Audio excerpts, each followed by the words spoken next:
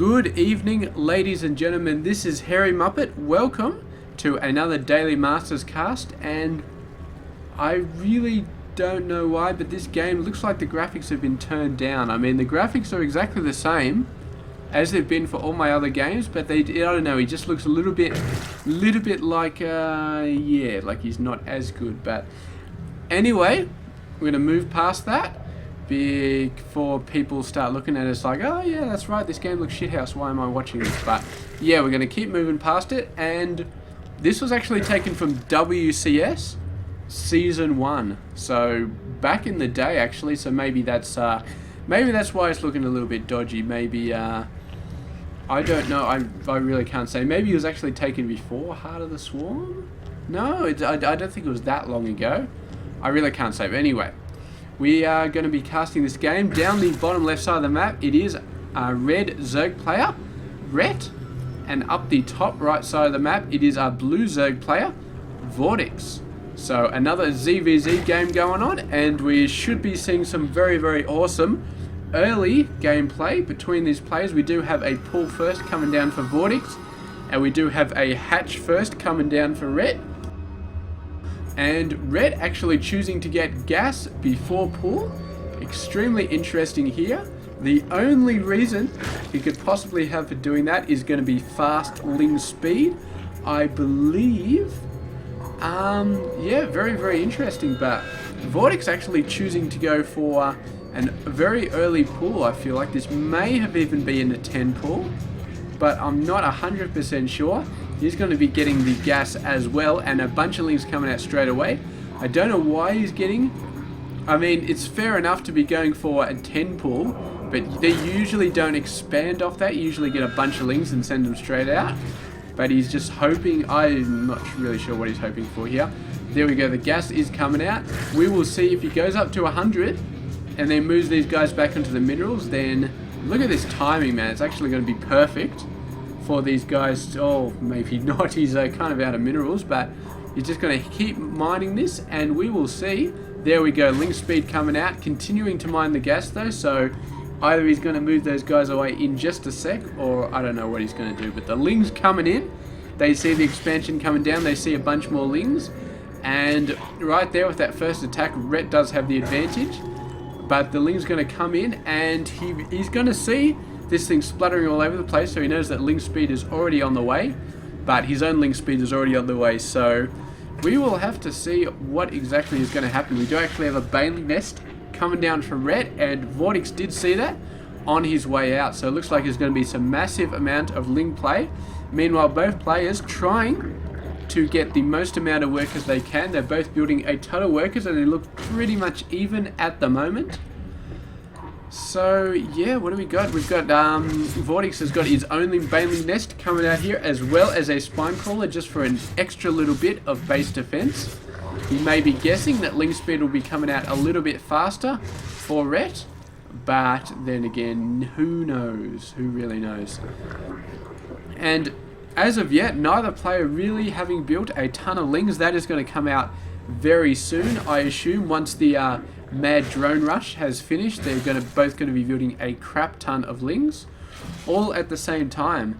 And so far, Rhett is slightly ahead on workers, but with 4 more coming out for VortiX, that is not going to last very long at all. And here we go, ling speed out.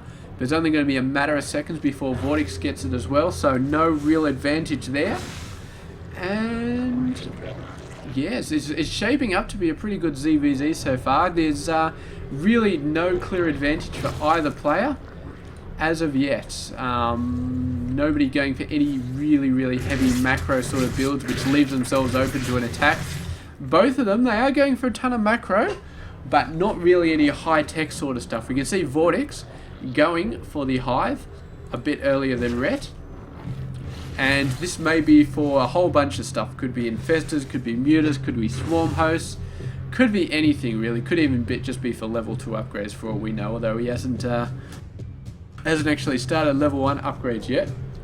However, Red has, so he's definitely looking like he's going to be taking lings at least into the mid game with those upgrades he's chosen, and potentially going to be doing some nice baneling hits as well. But VortiX, I'm still not sure. There we go.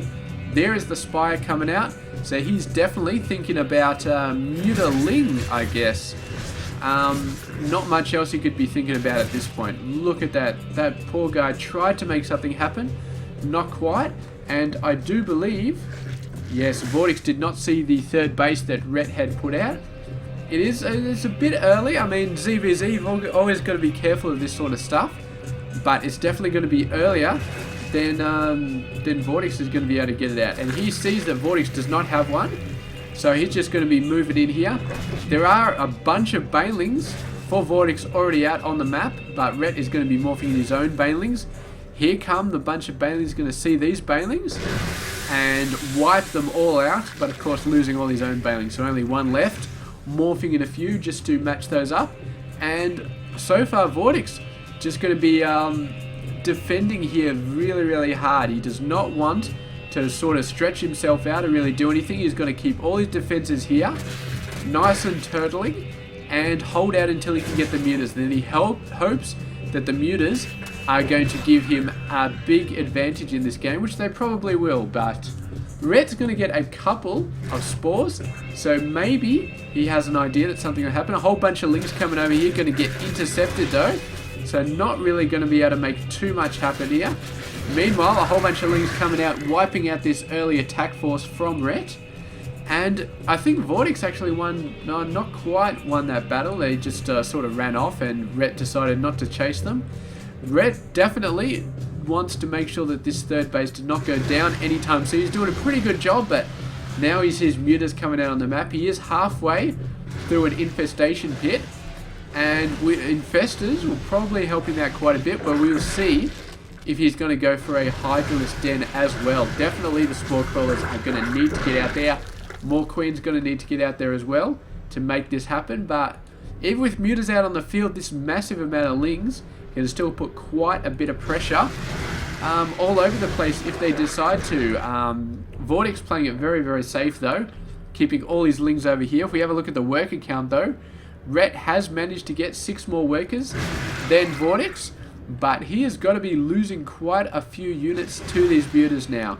He's got to make a push here, try and knock this out. He does have vastly more lings over here than VortiX have, but whether or not he can actually knock this base out, looks like it's going down. There's the cancel, and all the lings going down, and this is actually a very, very large amount, so VortiX is going to have something else here to stop these lings from just owning everything. But they get through the gap, didn't quite manage to gate that off fast enough, and the workers are going to go down very, very fast here. VortiX actually has a serious amount of mutas here, and they are doing quite a lot of damage, actually really, really cleaning up these lings, managing to save quite a few workers, but quite a lot going down. He's now 19 behind, and Rhett now is going to have to really, really keep himself closed up. And I don't know if it's even going to work, because VortiX has enough to start knocking out spores, to start knocking out queens. 3 queens coming out, but there's just no match anymore. Some nice transfusions coming down though, which causes VortiX to rethink his mass muta frontal assault strategy, because I mean, as long as the transfusions hold up, you would just lose so many mutas trying to knock that army out. But there we go, knocking the third base down again, and doing a pretty good job. We've actually got ranged upgrades coming out. We do not have a Hydralisk den out on the way, so ranged upgrades, he's got to be thinking about a Hydralisk den. I'm not sure if fungal benefits from that ability. I would not be surprised if it did. It looks like there was something over here, probably just a scouting ling or something like that coming in. That one got killed off, and this one will get killed off as well.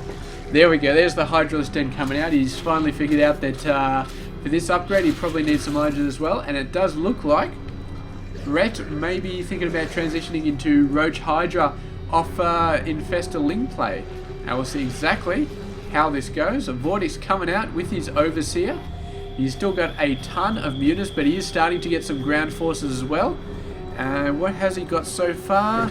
Not much, just 3 roaches, but we can assume more of them will be coming up very soon. The lings, totally unmolested here, going to be taking out a ton of workers.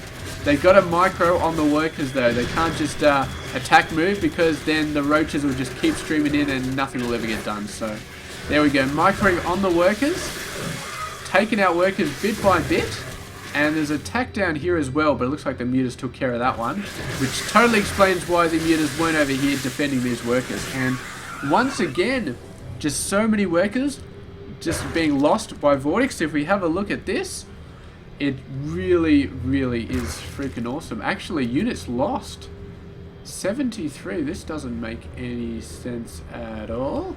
Ah, of course it doesn't make any sense, because this is obviously an old interface. And if we have a look, 73-47. So yeah, the units lost, obviously only in a new patch this actually works. So I'm guessing this is one of the old replays in which units lost.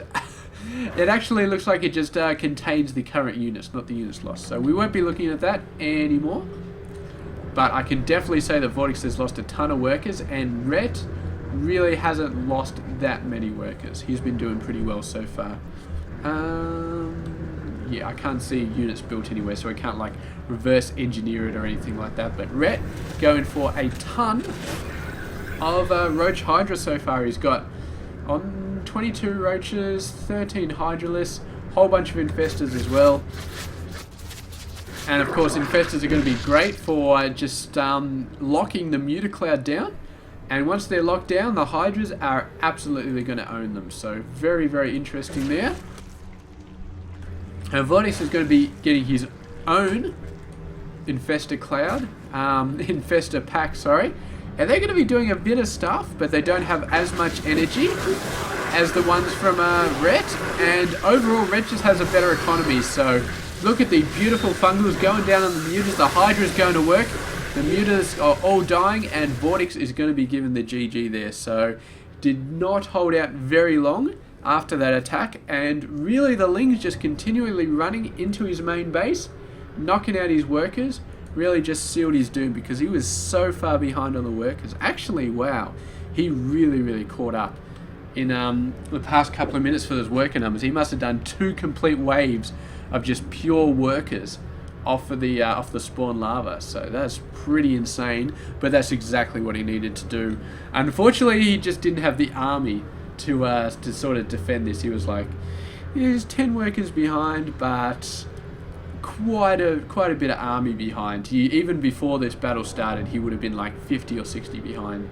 So very unfortunate there, but some very nice play by Rhett. And of course, just using the disadvantage of playing mutas is just that